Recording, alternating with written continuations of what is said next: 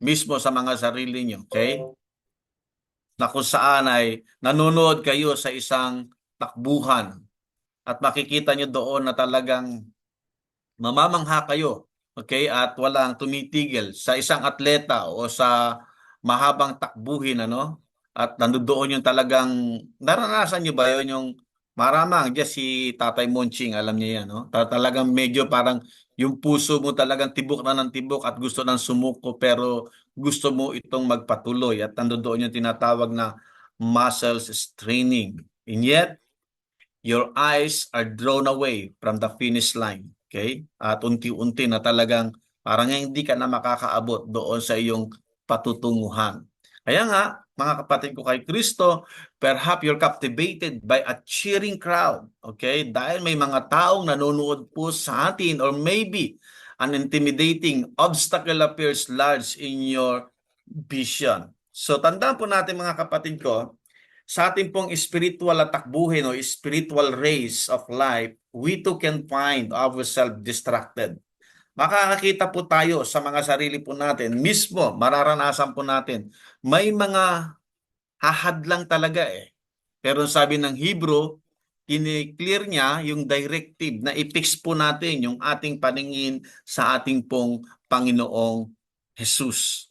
Always remember that, na nakapokus lamang yung tingin natin sa ating Panginoon mula sa taas. Siya lamang po ang patuloy na kung saan titignan po natin. Kaya nga una, makikita po natin dito doon sa number one, surrounded by a cloud of witnesses. Surrounded by a cloud of witnesses. So, tayo po ay surrounded, ano? By a cloud of witnesses. Maraming nakapaikot, nakapalibot sa ating paligid, okay, na nakatingin sa atin. Kaya doon sa verse 1, makikita natin, we are not alone in this race of faith. Hindi tayo nag-iisa sa takbuhin ng ating pananampalataya. Tayo po'y napapaikutan ng maraming mga tao, inspiring community of believers who had gone before us. Nakatingin sila sa atin. Ito yung mga taong mga nauna na nagpatuloy sa paglilingkod sa Diyos, na hindi sumuko, na hindi gumive up. Okay? Ito yung mga taong tapat, mga lalaki at mga babae na ang kanilang mga kwento sa kanilang mga buhay, sa bawat pahina ng scripture in the record of history mula sa salita ng ating pong Panginoon. From Abel, the righteous first, and martyr, okay? And countless unnamed heroes in Hebrews chapter 11, verse 1. Makikita natin doon hanggang sa kaduluduluhan. Nandoon yung mga heroes faith natin na makikita natin. At ang kanilang mga buhay are testament to unwavering faith and perseverance. Amen po? Hello? Okay na, okay. So, in under this, surrounded by a cloud witnesses, mga kapatid, meron po tayong tinatawag na a gallery of inspiration. Kaya tulad ng mga youth po natin na makailan ay nagpunta sila sa isang museum and they saw a lot of gallery, a history, sa history ng bayan po natin. They see there a painting in a war, I think so. Okay, sa kung nakarating kayo ng museum, sapagkat elementary yata ako, high school ako nakarating diyan. So, anyway, dito makikita natin, even in Hebrew chapter 11, present a breathtaking gallery of faith. Okay? Naalala ko yung sa director ni Sir Norman, okay? Ni Daddy Norman, na sa kanyang pangitain, nung siya ay dinala ng Diyos sa langit, and God bring him in the gallery, in the museum. At nakita niya doon yung ginamit ni Moises na panga, okay, ng oso, at ito ay libu-libong mga tao ang kanyang binagsak. Makikita mo din yung ginamit ni David, yung kanyang slingshot. So may mga kwento po yun. At yung mga disciple ng Panginoong Yesus, may mga kwento po yung kanilang mga buhay, yung mga kanilang ginamit na palatandaan that they are the heroes of faith. Amen po. Nandoon sa gallery na yon, showcasing individual who conquered seemingly insurmountable challenges. Okay? Through their trust in God. Dahil sa kanilang tiwala sa ating pong Panginoon. And these people, they are not quit. They are not give up. Hindi sila basta nag-quit o hindi basta sila gumiba, kundi sila po ay nagpatuloy sa kanilang karera ng kanilang pananampalataya sa kanilang mga buhay hanggang sa marating nila. Okay, yung pinaka tinatawag na finish line o race ng kanilang buhay. At sila ay magkamit ng gantimpala sa harapan ng ating Diyos. And they are now sa piling ng ating Panginoon. Example of Abraham. Okay? Abraham demonstrated unwavering obedience and faith in God's promise, even when they defied human logic. So kita niyo yung si Abraham, ano? Papapansin natin. Sino ba si Abraham that time? Nung marinig niya at tinawag siya ng ating pong Panginoong Jesus. Pero hindi mo matinag yung kanyang pananampalataya nung siya ay sumunod sa pangako ng ating pong Panginoon. Nasabi niya, iwan mo ang iyong mga magulang at pumunta ka sa lupang Kanaan. At ito ang pangako ko sa iyo. Nang iyong lahi ay magiging kasindami ng bituin sa langit, magiging kasindami ng mga buhangin sa lupa, sa karagatan. So, ganun ang magiging lahi at that time, nagdodoble po yung boses ko. Okay? So, at that time, si Abraham ay wala pang anak. Pero pinangakuan ng Diyos, but Abraham never unwavering obedience and his faith. He is steadfast in obedience and faith sa harapan ng ating Diyos mula sa pangakong ibinigay sa kanya ng Panginoon. Pero kung titignan natin sa human logic, parang imposibleng mangyari. And I remember my dad that time, nung ako ay magsasabi sa kanya na ako'y mag-aasawa na.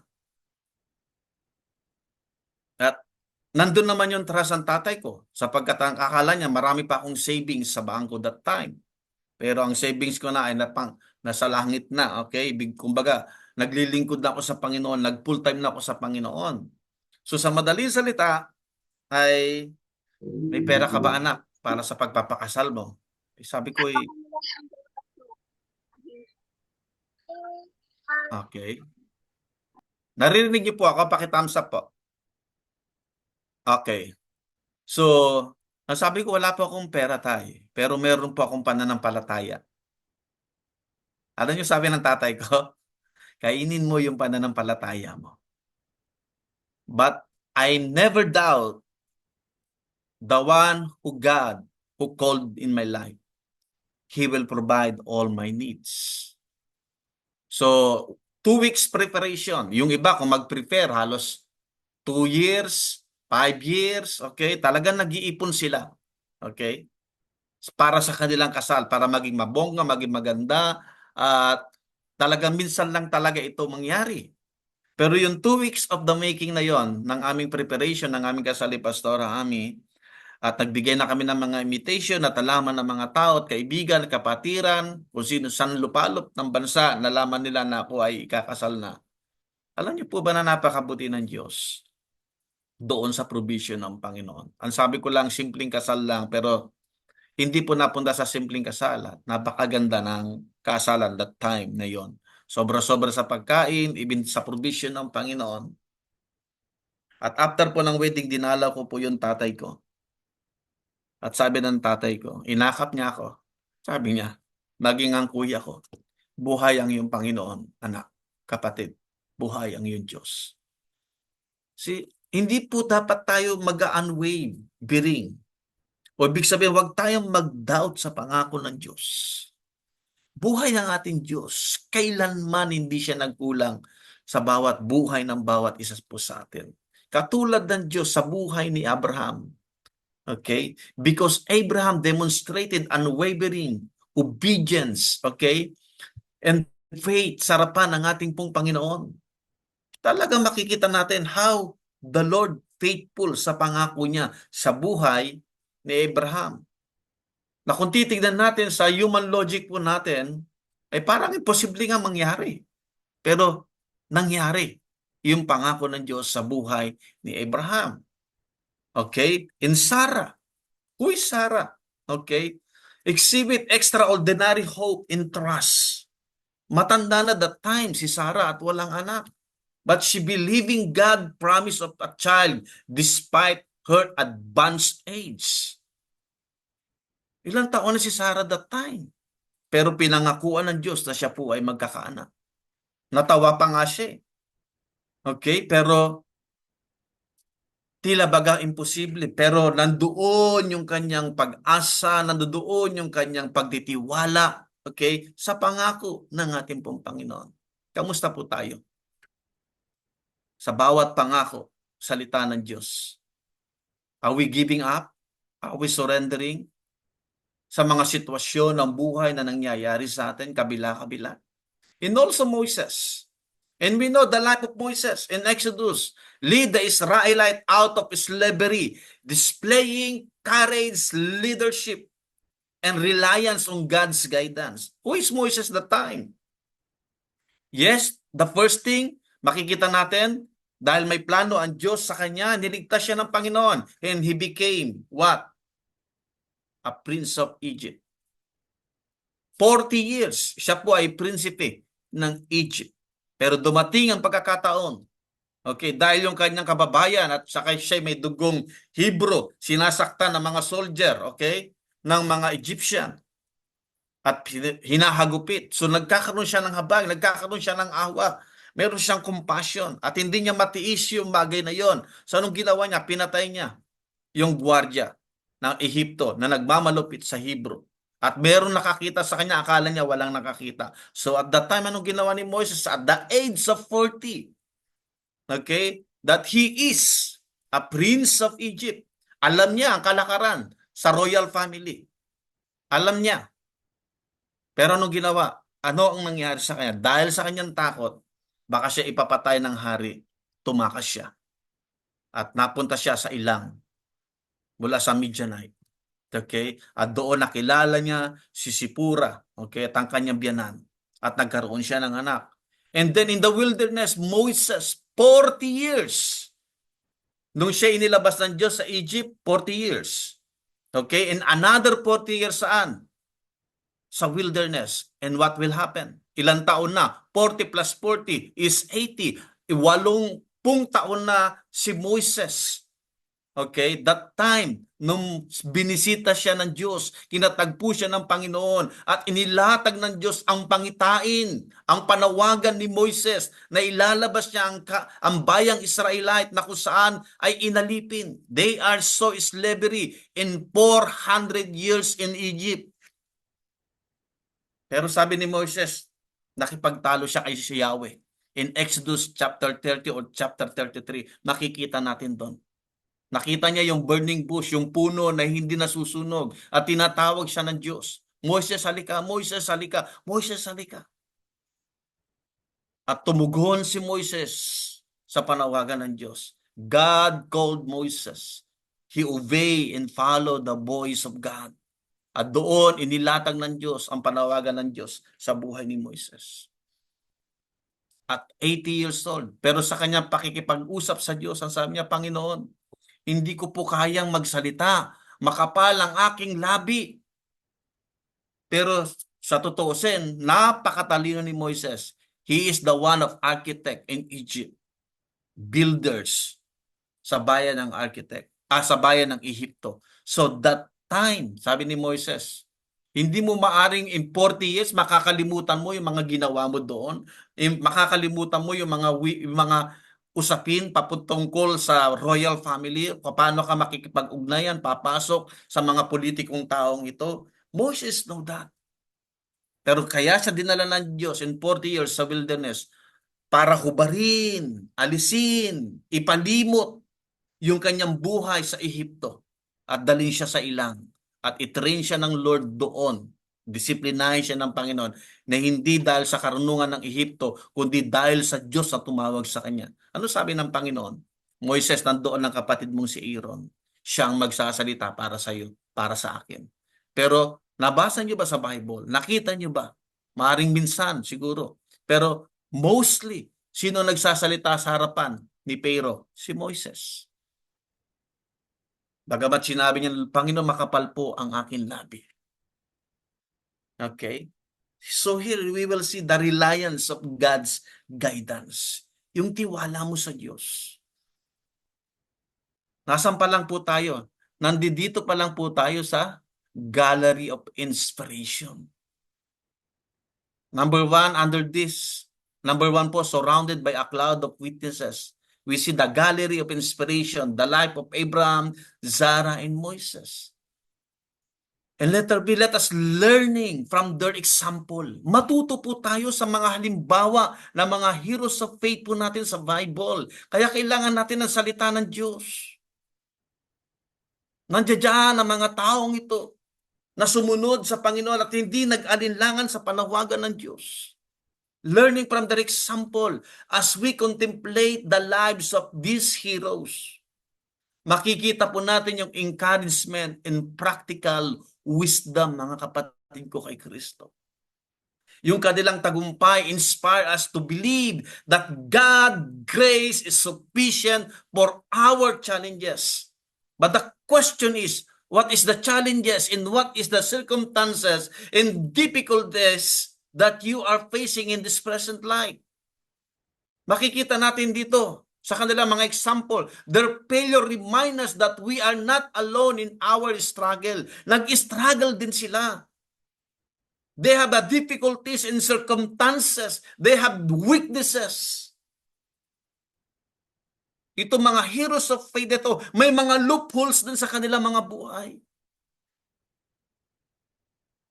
Kaya si Abraham doubts and fears. Do you remember si Abraham at si Sarah ay papasok mula sa Ehipto at natakot si natakot si Abraham, baka magustuhan si Sarah that time. At hingin ng hari at sipingan ng hari. Kaya ano sabi ni Moises, ang sabi ni Abraham, huwag mo sasabing asawa kita, sabihin mo lang magkapatid tayo.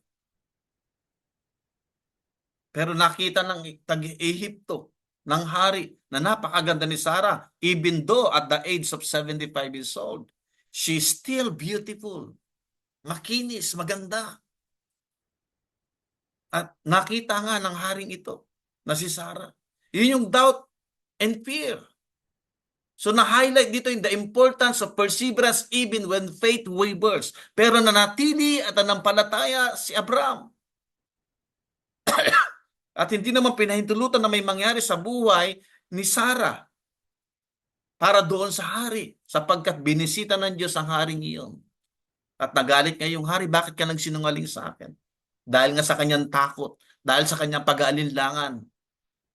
Pero still, Abraham doubts in fear na makikita natin yung kanyang perseverance even when faith wavers. Tuloy lang. Minsan ganun, parang imposibleng maganap, imposibleng mangyari, parang ang hirap. Parang minsan dumarating sa buhay natin, ang hirap naman ng Kristiyano, ang daming bawal, ang daming ganito, ang daming mga nakatingin. Yes. Because God wants to test our character. God wants to test our faith.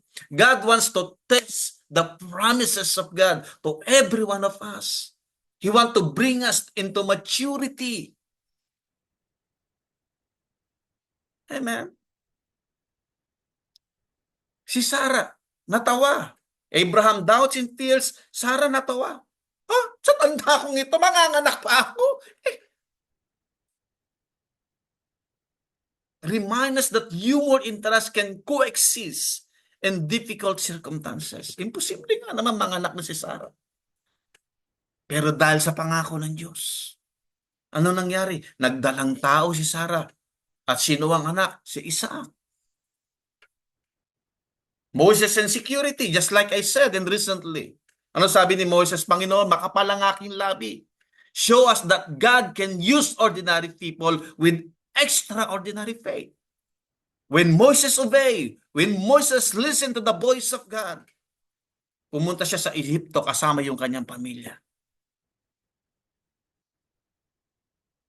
And now, the ordinary person, he became ordinary faith. Extraordinary faith. Amen? Sabihin mo sa katabi mo, oo, isa kang ordinaryong tao. but you will become an extraordinary faith. Tingnan niyo yung nasa tabi niyo. Sino yan pagdating ng panahon? Amen? Lagi kong sinasabi sa inyo, hindi ko kayo tinitignan kung yan lang ang pagkatao mo nung makilala kita. I look at you beyond that.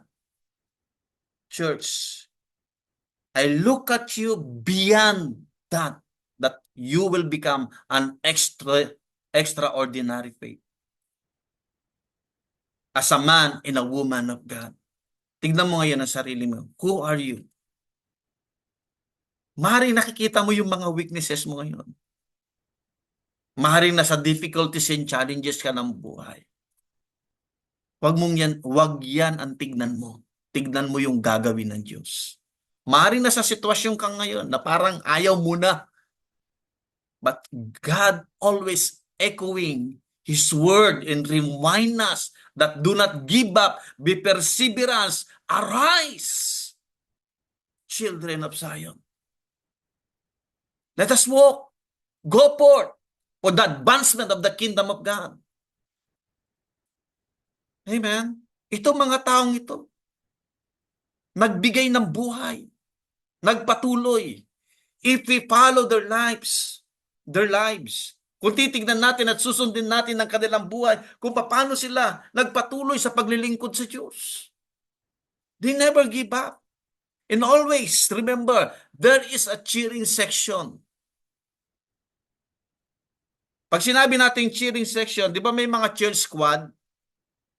Nag-cheer doon sa mga atleta, sa mga nagba-basketball, sa football, di ba? Go, go, go! Pastor Ron, go, go, go! Pastor Ron, do not give up! Do not give up! Go, go, go! Amen? Amen po. I just give an example.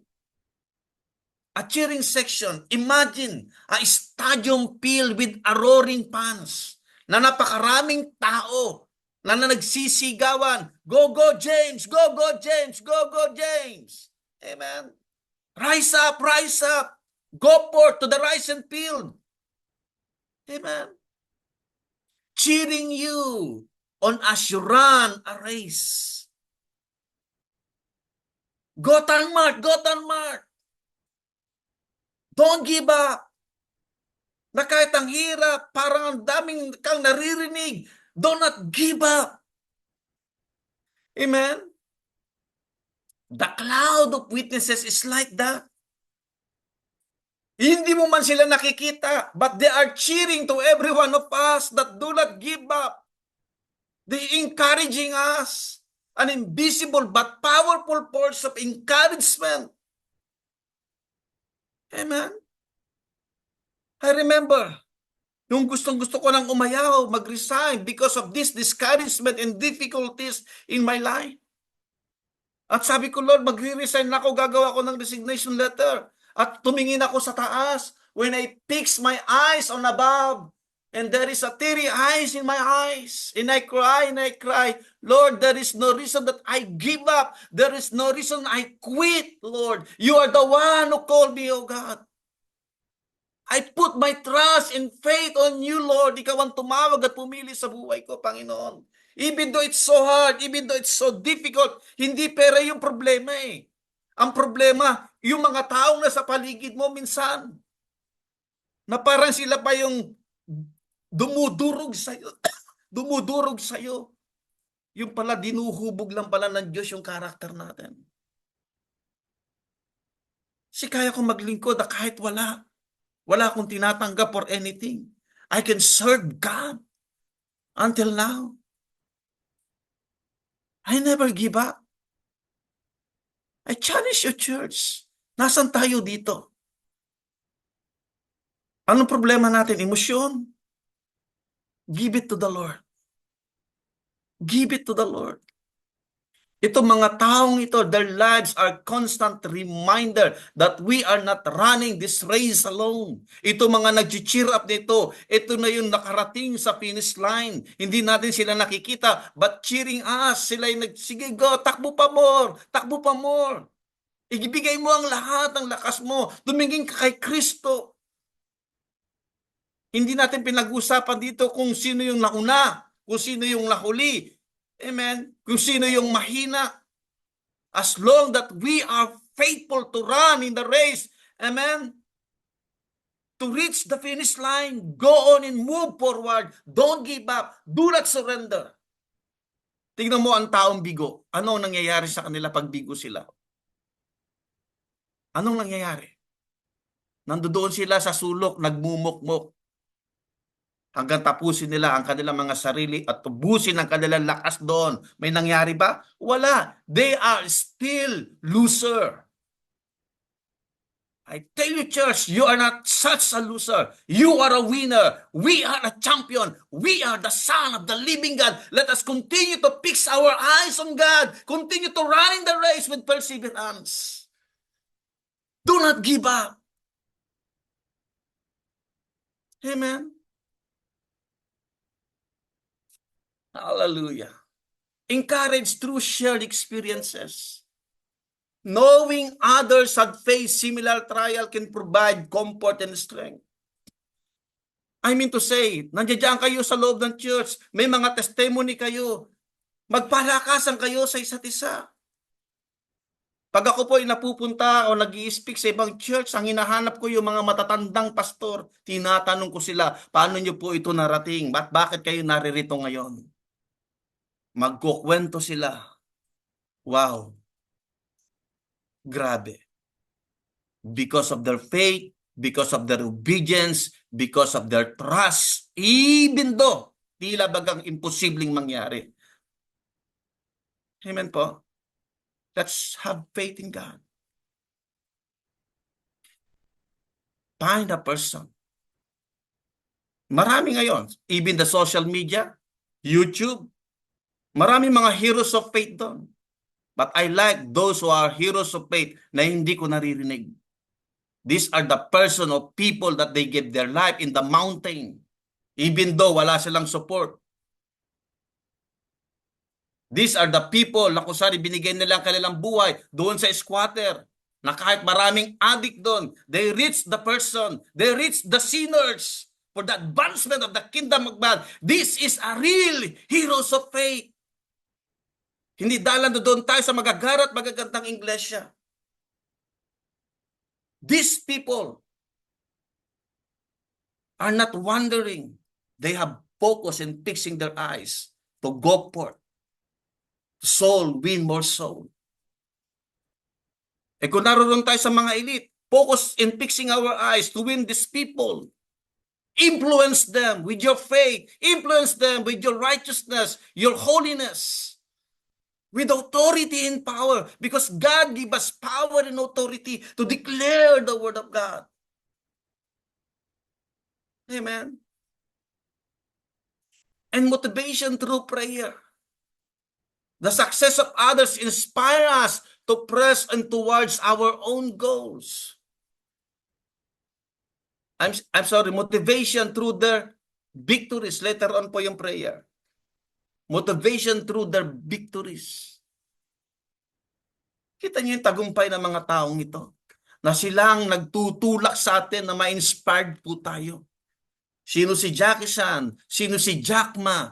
Pag nakita niyo yung mga kwento ng kanilang buhay, yung kanilang pinagsimulan, kung saan sila nagsimula. Because of their perseverance, they never give up. Mga man of faith sa Bible, even doon sa mga nababasa natin, na mga naunang mananampalataya sa atin, they never give up. Jim Elliot, he never give up. Marami kwentos sa Biblia at mga heroes of faith na hindi natin kilala. One of my friend here, how many times he put him in the jail? But every time he put him in the jail, may nagiging Kristiyano, may naboborn again. Kahit na siya pinarurusahan, binubugbog, may naboborn again. Walang paglagyan sa kanya, hanggang sa palayaan na lang siya, hanggang sa pabayaan na lang siya mangaral ng salita ng Diyos. At nakikita naman nila na yung kanilang mga sinishare, yung kanyang sinishare ng salita ng Diyos, ay nagkakaroon ng pagbabago sa buhay. Kamusta po tayo, kapatid? Kamusta po tayo?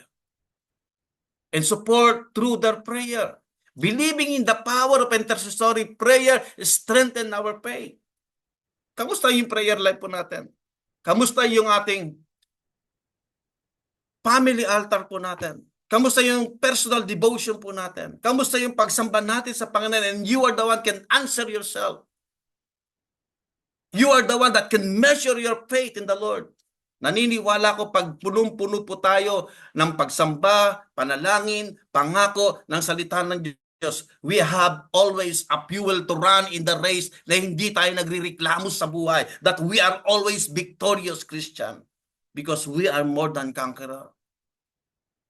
Who can be against us if God is in us? If God is with us. Amen. Sabi mo sa katabi mo, kasama mo ang Diyos. Kasama natin ang Diyos. So establish po natin yung prayer life natin. Ano sabi ni Kerwin? Ano sabi niya? Hindi dahil mahaba o gaano kahaba yung prayer mo. Ang tanong doon, gaano mo ibinigay yung puso mo sa relasyon mo sa harapan ng Diyos? How you gave your heart to the Lord. Kasi I believe if our heart is in the Lord, we have a joy to serve God. We have enough strength to serve God. In spite of difficulties, in spite of trials. Pero pag nawala po yung joy po natin, kahit anong pukpok mo sa tao, pag walang kasiyahan sa paglilingkod at sumunod sa Panginoon, ang hirap, puro reklamo makikita mo. Kung tutusin, may karapatan din po ako magreklamo pero hindi ko tinatanggap ang pagrereklamo. Kasi hindi yan sa Panginoon. Amen? Kaya just look and open your Bible in Hebrews chapter 11 verse 1 to 40. Wow! Imagine these heroes of faith. This chapter is a hall of fame of faith. Kung sa Hollywood, si Pacquiao ay nakasama doon na meron siyang hall of fame. Pero ito mga to, hall of fame of faith. Sa kanilang pananampalataya, filled with example of those who overcame obstacle through their trust in God. Amen po. Hindi ko po ito tatapusin. May part 2 po ito. Number 2, lastly, laying aside weight and sin. Now, James, tumayo ka na. Tayo ka. Sige. Kerwin, tayo ka, Kerwin. Okay, hindi. James, buhatin mo si Kerwin. Gumita kayo sa aisles. Buhatin mo si Kerwin sa likod mo. Sige. Tumakbo ka hanggang doon sa harapan ni Ivan. Itakbo mo. Pabalik-balik. Sige, balik. Balik. Balik. Balik. Balik. Balik. Ang sarap. Sarap na buhay. Okay. Ngayon, ibaba mo si Kerwin. Tumakbo ka na mabilis, pabalik-balik. Nawala si Kerwin. Mabilis. Yung pinakamabilis. Wow, bilis, di ba? Oh, bilis. 2 hakbang lang. Kanina, 5 hakbang. Okay, thank you, James. Thank you, thank you. All right. Salamat, salamat. To run effectively, we must listen our load. I'm sorry. To run effectively, we must lighten, okay, our load. Meaning to say, kung gusto nating makatakbo ng mabilis, marating ng mabilis ang finish line, alisin natin yung dinadala natin. Ibaba natin. Pero nung dala-dala ni James, si Deacon Kerwin, ang hirap, di ba? Nakakahinga, nakakapagod. Hindi lang yan pwede magreklamo ngayon. Pero mamaya, James, ikaw naman ang magpabuhat kay Deacon Kerwin. Okay. So here, mga kapatid ko, mga anak, Paul exhort us to lay aside every weight in the sin that is so easily entangle us. Ito yung mga nagpapahirap. Ito yung nagpapapagod sa atin. Itong kasalanan nito. Ito yung mga dinadala po natin. This way can be anything that hinder our spiritual growth. Ito yung tinatawag na worry, fear, bitterness, or unhealthy habits. So by letting go of this burden, we free ourselves to focus on the race ahead. Pag-free po yung sarili po natin sa takbuhin at wala tayong dinadala, wala tayong buhat-buhat. Ako po ay mahilig mag-jogging, tumakbo. Minsan nakakairita po na meron kang dala-dala lagi, okay? Na merong inumin. Tama ba? Meron kang dala-dalang inumin tapos tumatakbo ka. Ang hirap. Mahirap po. Yun lang pero napaka-light doon. Pero pag dala-dala mo yun, parang nakaka-distract sa pagtakbo. Pero pag wala kang dala-dala at tumatakbo ka, mabilis lang. Mai-enjoy mo. Wala kang hawak na anything. Ngayon, mga kapatid ko kay Kristo, in Matthew chapter 11 verse 28 to 30, Jesus invite us to come to Him, finding a race for our weary souls. Okay? Iniimbitahan po tayo ng ating Panginoong Yesus na masumpungan natin ang kapahingahan sa puso o kaluluwang pagod o sa ating pisikal na kapaguran. Ito sabi ng Diyos, Matthew 11:28-30. Okay? Come to me all you who labor are heavy laden. Nandiyan ba? Okay. Okay, wala. Anyway, Matthew 11:28 verse 30 said, ano sabi niya? Come to me. Di ba merong imbitasyon? Come to me. There is an invitation. Sino ang nagsasalita? Ang ating Panginoong Jesus. All you who labor are heavy laden, and I will give you what? Rest. Kita niyo yung imbitasyon ng Panginoon? Bibigyan niya tayo ng kapahingahan. Take my yoke upon you and learn from me, for I am gentle and lowly in heart, and you will find rest for your souls. For my yoke is easy, and my burden is light. And under this, laying aside weight and sin, just like I said kanina sa example natin, okay?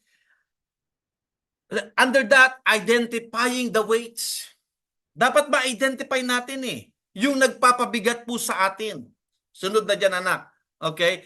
Identifying the weights, recognizing the burden that weight us down in the first step, freedom. Dapat ma-recognize po natin yung burden and weight na nagpapabigat po sa atin. Una sa lahat.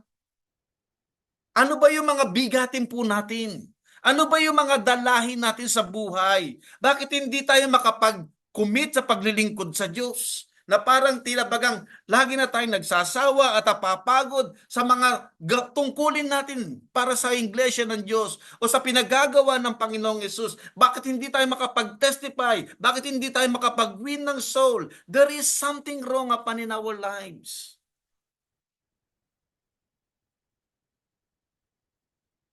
Amen? Because of worry. Constant anxiety about the future can paralyze us. Paralyze us. Isa po yan. Dapat ma-identify natin. Maaring lagi tayong nagwo-worry sa lahat ng sitwasyon. Sino dito yung nagwo-worry lagi?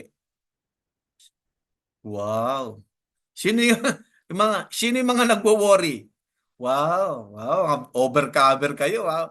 Oh, pila na. Hindi alam kung magtataas sa bababa. Okay. Lahat naman tayo dumarating sa worry. Pero sabi ng Bible, worry is sin. If you know the Word of God, constant anxiety about the future can paralyze us. Ano bang pinag-worry natin yung future natin? Yung mga babayaran natin? Yung pinag-worry natin isang araw, yung pinagkautangan natin biglang kumatok sa atin. Di ba merong example sa Bible sa social media. Nung umutang, sabi nung paring sa aso, ang cute-cute ng aso, umuutang, di ba? Example lang yon. Pero nung sinisingil na, nagagalit, eh. Okay, mga kapatid ko kay Kristo, this is the part na nagpapabigat po sa puso po natin. And also fear. Fear, ano ba yung kinatatakot natin? Overcoming fear of failure. Sa mga failure po natin, rejection or the unknown hinder progress. Lahat tayo, ang dami natin kinatatakutan. Iba-ibang klase, hindi yung kinatatakutan dahil may multo or what. Okay? Kayo'y Kristiyano na at hindi tayo naniniwala dyan. Hayaan mo ang multong matakot sa'yo. Okay? Anyway, ang tanong dito, ano yung kinatatakot natin? Yung mabigo tayo? Minsan, may mga gagaling at mahuhusay na mga tao, they are cum laude, summa cum laude. They are number one or top in the school. Pero ang problema nila, yung kanilang sarili. Hindi sila makapag-apply ng trabaho kasi because of fear. Takot silang ma-reject, matakot silang mag-fail. Kaya hindi sila nagtatrabaho. Narinig ko na lamang, ay, ang anak ko na yan ay cum laude. Pero ayaw magtrabaho, pastor. Bakit anong problema? Takot pong ma-reject at mag-fail sa interview. Hindi niya pa nga sinusubukan eh. Biruin niyo po yan, may mga ganong uri ng tao. May misa, yun yung mga hinder sa buhay po natin. And bitterness. Identifying the weights, worry, fear, bitterness. Hiding unto past hurt prevent us from experiencing God's healing and forgiveness. Ang tagal natin makapag-move on. Patuloy nating kinikimkim, inaalagaan, ninanamnam yung mga sakit sa ating puso at kapag kabigatan sa puso po natin. At sa tuwing maaalala natin yung sinabi ng tao, sa tuwing maaalala natin yung mukha ng tao, sa tuwing nakalimutan mo na nga yung tao, bigla mo na naman nakasalubong, lalo na naman sumakit yung damdamin at emosyon mo. Kaya yung sabi ni Regino, di ko kayang tanggapin na mawawala ka sa akin. I'm sorry. Sinabi ko lamang po yun. Yun po yung ginagawa ng kasalanan sa puso ng tao. Hanggang hindi tayo makaharap sa tao. Matagal na panahon tayo makapag-process. Hindi tayo makaalis hanggang sa datnan tayo ng huli na hindi na natin alam ang gagawin po natin. Kaya get out to your shell of bitterness. Get out to your shell of worry. Get out to your shell of fear. Learn to forgive in unhealthy habits. Ngayon, ang habit ng mga generation ngayon, social media. Daig mo pang naninigarilyo, daig mo pang nagbibisyo dyan. Pag naubos na yung oras mo dyan, kamusta po tayo sa mga salita ng Diyos? Kamusta yung prayer life natin? Kamusta yung Bible reading natin, mga kabataan? Even tayo mga parents. Ano ang mas mahaba? Social media o yung prayer natin o yung pagde-devotion po natin? Do we receive a fresh revelation every day of our life? That is the question. Kaya hindi tayo nag-grow because of our bad habit. When you say bad habit, kinagisnan ng buhay mo, naging lifestyle mo na hindi mo kayang isuko, hindi mo kayang i-give up, hindi mo kayang ibigay sa Panginoon. Addiction or destructive behavior can drain our energy and focus. Napagising natin sa umaga, cellphone ng almusal, cellphone ng devotion. There is nothing, walang problema dun eh. Pero ang tanong, inuna ba natin si Lord? Are we grow? That's the question. Are we growing? Or we still like this? Are we progress in our Christian maturity? So anong dapat natin gawin? Under this, the second. Anong sabi natin kanina? Identifying the way. Now, dapat meron tayong tinatawag na the power of repentance. Turning away from sin and embracing God's forgiveness is essential for spiritual freedom. Kailangan nating isuko lahat ng ito sa Panginoon eh. Kaya sabi ng Bible, confessing our sin, meaning to say, acknowledging our wrongdoing before God, create a path to restoration. Lumikha tayo ng daan ng pagbabago ng buhay, pagbabalik loob sa harapan ng Diyos. Kaya sabi ng Bible, ipahayag ng iyong mga labi na kayo ay nagkasala at matuwid ng Diyos na tayo ay patatawarin sa ating pagkakasala sa harapan ng ating pong Panginoon. God can forgive us. God can cleanse us. God can renew us. God can transform us. And seeking forgiveness, meaning to say, asking for forgiveness from those we have hurt is a vital step towards healing. Gusto natin gumaling, matutunan natin magpatawad. Doon sa mga nagkasala sa atin. Kasi bakit hindi tayo makapagpatawad? Kasi minanamnam natin, minamahal natin yung pain, yung bitterness, yung na-open tayo kasi ikaw, if. Ang dami nating reasoning. Pero sabi ng Bible, confessing our sin. Kung nasaktan mo yung tao, i-acknowledge mo na nagkamali ka, humingi ka ng tawad before God, create a path of restoration. Path to restoration, church. Kamusta po tayo? Maring insight sa loob ng family natin. Minsan sabi natin, okay na, pero ang totoo, hindi tayo na-settle. Hindi natin napag-usapan because we don't want to touch that sin that hinder our spiritual life to grow. Anong ginagawa natin? Kinukulong natin ang sarili natin sa hindi pagpapatawad sa mga taong nagkasala, nakasakit sa atin. Get out of the shell of that. Be delivered by the power of the name of Jesus. Amen po. In embracing God's grace. Meaning to say, understanding that God's love and mercy are greater than our sins. Empower us to let go. And let the grace of God in love and mercy, amen, na binigay sa atin ng Diyos, receive it and allow the Holy Spirit, amen, the one to empower us. Embrace natin yung grasya ng Diyos in finding a rest in Christ. And after that na magawa po natin, makakasumpong po tayo ng kapahingahan kay Kristo. Who wants rest? Sinong gusto ng kapahingahan? Lahat tayo.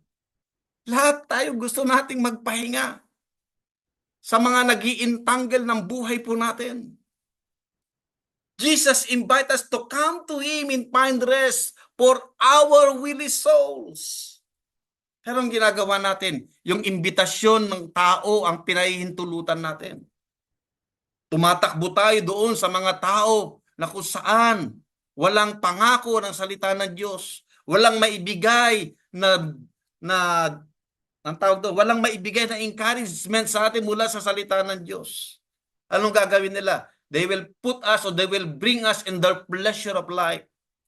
Subukan mo ito, okay lang ito, minsan lang naman eh. O tara, outing tayo, labas tayo para mawala yung problema mo. Pero pagbalik mo, ganun pa rin eh. Makikita mo pa rin yung mga mukha ng mga tao na nagmamarites sa'yo, na sumakit sa'yo. Why not to talk with them? Settle with them. Amen? And then after that, you will find rest in Christ. So the reason why Jesus come to me. Pag sinabi ni Jesus na come to me, halika anak, ibigay mo lahat sa akin. Nahihirapan ka na nandito lang naman ako. Tutulungan kita. You can cry to me. You can cry. Amen po. Kung gusto natin makakita o maranasan ang kapahingahan mula kay Kristo, we need to spend time in prayer. Connecting with God through prayer provides strength and peace. Amen. Kailan yung huling hinarana mo si Lord na naranasan mo yung bisitasyon niya. Na habang inaawitan mo siya ng paborito mong awit, bigla na lang tutulo yung luha mo at mariranasan mo ang isang kapangyarihan ng Espiritu ng Diyos sa iyong harapan. Umula sa iyong ulunan, umula sa iyong tagiliran. Pero yung presensya ng Diyos ay nandiyan. From the bottom of your heart, siya'y nangungusap, kumikilos, gumagawa sa buhay while you are worshiping and while you are praying, that you have deep intimacy with Him. Kamusta po tayo? Are we really feel the presence of God? Are we really spending our time in prayer to God? When you pray, look the scripture of the Word of God. Amen po. God's Word offer wisdom, guidance, and encouragement, and counseling. And God will strengthen us. God will give us peace. God will give us rest. And building a community. When you say building a community, just like that, this church, these people, your fellow worker, pero kung minsan, itong community mong ito, sila yung pahintulutan ng Diyos na gamitin para akala natin sila yung kaaway natin para i-discourage tayo, para sirain tayo. No. Minsan dapat ma-overcome po natin yun. Surrounding ourselves with supportive believers, create a safe space to share burden. Kaya nandiyan ang kapwa Kristiyano mo, talk with them, sit down with them. There is a leaders in the church. Share your problem. Hebrew chapter 10 verse 25. O minsan kaya hindi rin sila makapag-share ng problem natin, maaaring tayo din na may problema. So ano ba, give and take lang yun. Kaya nga pinag-uusapan para makapag-sorry ang isa't isa at magamot po tayo. And this is the community of the church. Paano tayo magiging buhay na patotoo kung hindi natin maipakita ang pagpapatawad natin sa isa't isa? Amen? Inside the family, biological, and family of the church. Hindi nating maranasan ang transformation and revival as long that we have hurt in our heart, bitterness in our heart. Amen? Kaya mga kapatid ko kay Kristo, sa oras pong ito, I just want you to encourage. Can we stand up? Hallelujah. Thank you, Jesus. Tayo pong nanonood sa Zoom, nakikinig. Is there any weight in your heart? Kung nararanasan mo yan, naranasan ko rin yan, kapatid ko kay Kristo. Lahat tayo nakaranas niyan eh. Anything na nagpapabigat sa atin kaya hindi tayo makatakbo, makapag-move on because we care this weight. But the Bible said, laying aside weight and sin.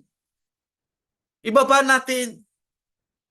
Tignan mo sa example natin, nung ibinaba ni Brother James, si Deacon Kerwin, mabilis siya magpaparoot pa rito sa pagtakbo niya. At mabilis niyang marating ang mararating niya. Kaya mga kapatid ko kay Kristo, kung gusto nating makita ang kamay ng Diyos sa buhay natin, lahat ng mga bigatin sa puso po natin na nararamdaman natin sa oras na ito, maaaring ang problema ay asawa mo, maaaring ang problema mo ay kapatid mo, anak mo, o kapitbahay, kaibigan mo, o kapwa mo Kristiyano. Bigay mo ito sa Lord.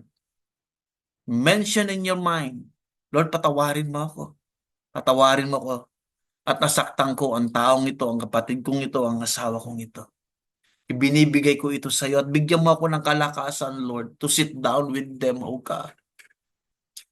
Come, Holy Spirit. Can we raise our head? Kung gusto mong isuko ang mga bigating ito sa buhay mo, itaas mo ang dalawa mong kamay bilang tanda ng pagsuko mo ng lahat ng mga bigating nararamdaman, nararanasan mo sa oras na ito. Panginoon, narito ang bawat isa po sa amin. May iba't iba kaming dinadala. May iba't iba kaming buhat sa buhay na parang ang hirap tumakbo, ang hirap lumakad. Hindi namin marating yung mga dapat naming marating dahil mga daladalahin namin ito ay sagabal sa aming paglago sa aming Kristiyanong pamumuhay. Lord, tulungan niyo po kami katulad ng sinabi mo sa iyong mga salita, "Come to me, all you who labor and are heavy laden, O God, and I will give you rest, God." Lumalapit kami sa iyo, sinusuko namin ang lahat ng mga bigatin na merong kami o klase ng uri ng kasalanan na merong kami sa hindi pagpapatawad na merong kami, Panginoong Jesus. God, release us, Lord. We lay all these things unto you, O God. Alisin mo ang mga nagpapabigat sa amin, Panginoong Jesus sa banal. Lahat ng mga suliranin o problema o kasalanan na merong kami, the bad habit, Lord. I pray, Lord, for your deliverance in the mighty name of Jesus. Let your deliverance, let your inner healing right now and receive the power of the Holy Ghost. Receive the blood of Jesus that can change, can transform, can cleanse you, can purify you. Let the fire of God coming down upon our head. Lord, burn every chaff upon in our lives. Burn every sin in our lives, Lord, oh God. Burn every weight of sin, bitterness, oh God, worry, oh God. Hallelujah. Fear, Lord, in Jesus' name, even the unhealthy habit, in the mighty name of Jesus. Hallelujah. Deliver your people, oh God. Change, change, change, oh God. In Jesus' name. Let us worship the Lord. Hallelujah. Hallelujah. Let us worship the Lord. And after this, tinatawagan ko si Pastor Ron to pray and to conduct our communion. Thank you for the cleansing, oh God. Ora baba zakaraba shikiria la papa papa kanta, Lord. Ora papa papa papa papa kanta, Lord. Hallelujah. Hallelujah. Thank you, Jesus.